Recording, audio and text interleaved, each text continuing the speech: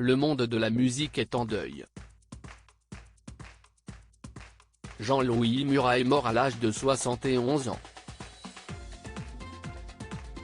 C'est son manager qui a annoncé cette triste nouvelle à nos confrères de France Inter. Selon Libération et l'Équipe, le chanteur aurait succombé à une embolie pulmonaire.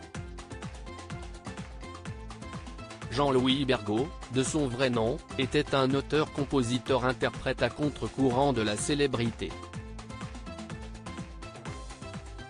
Un éternel outsider à la plume incomparable, qui a signé de véritables tubes tout au long de sa carrière. L'Auvergnat laisse derrière lui ses 3 enfants, dont ses 2 derniers, Justine, née en 2004, et Gaspard, né en mai 2007, issu de son mariage avec son ex-femme Laure. Jean-Louis Bergaud naît le 28 janvier 1952, dans le Puy-de-Dôme. Son père est charpentier menuisier et sa mère est couturière. A priori, rien ne le prédispose à la musique, si ce n'est que son paternel est un musicien amateur faisant partie de l'harmonie municipale.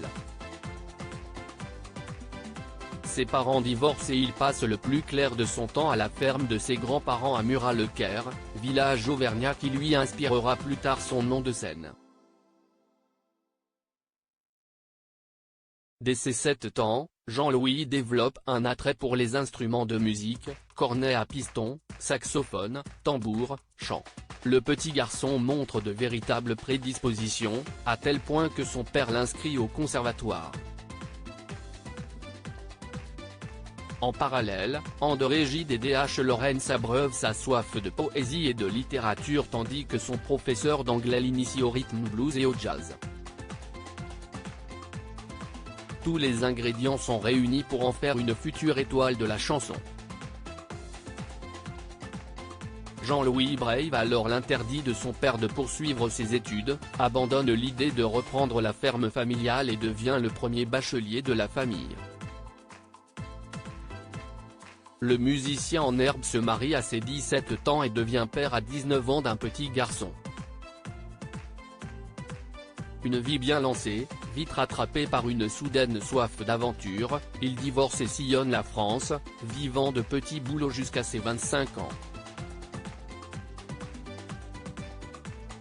Supérieur à ces tragiques décès de personnalités qui ont déjà marqué l'année 2023, une carrière en solo couronnée de succès. Jean-Louis Murat fait ses débuts dans la musique avec le groupe Clara, monté avec des amis de Clermont-Ferrand.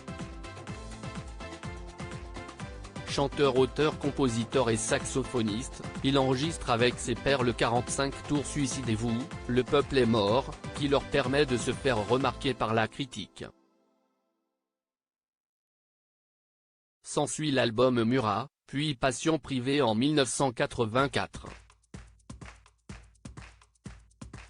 Mais le succès n'est pas au rendez-vous et l'artiste traverse une période avide durant 3 ans. Coup de chance en 1987, le label Virgin le repère et lui propose de signer un contrat. Le chanteur sort Si je devais manquer de toi, qui le propulse sur le devant de la scène. La carrière de Jean-Louis Murat est lancée.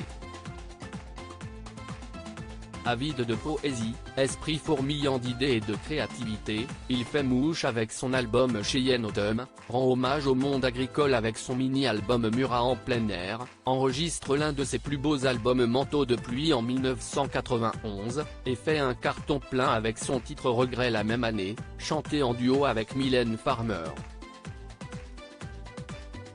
Très prolifique, Jean-Louis Murat sort son 6e opus Vénus en 1993, composé en seulement 6 jours. L'artiste parle aussi de sentiments personnels dans Dolores et s'évade avec Mustango.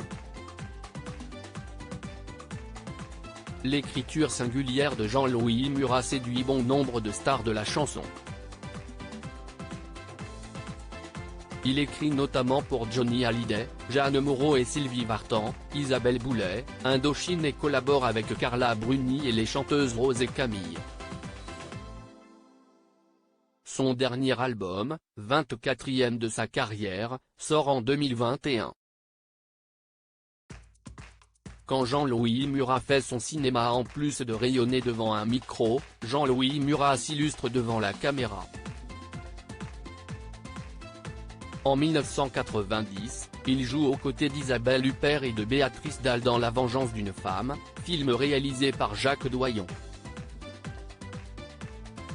Le chanteur et acteur produit et joue en 1996 dans le film musical Mademoiselle Personne, avec Romain Duris et Élodie Boucher. Quand il n'apparaît pas à l'écran, il compose la musique de certains longs métrages. C'est le cas pour le film Pauline et François, sorti en 2010, mais aussi J'ai pas sommeil en 1993. Interviewé en avril 2019 par Les Inrecuptibles dans le contexte de la France des Gilets jaunes, Jean-Louis Murat résumait sa carrière en quelques mots: « J'ai toujours été un outsider, et c'est ce qui m'importe encore aujourd'hui. Je n'aurai jamais la popularité de Mylène Farmer, et alors ? Je rentre en studio avec le même peps que la première fois. C'est la seule et meilleure façon de rester motivé. Depuis le temps que j'exerce ce métier, j'ai vu trop d'artistes victimes de l'effet négatif du succès. » Crédit photo, Guillaume Gaffio. Best Image.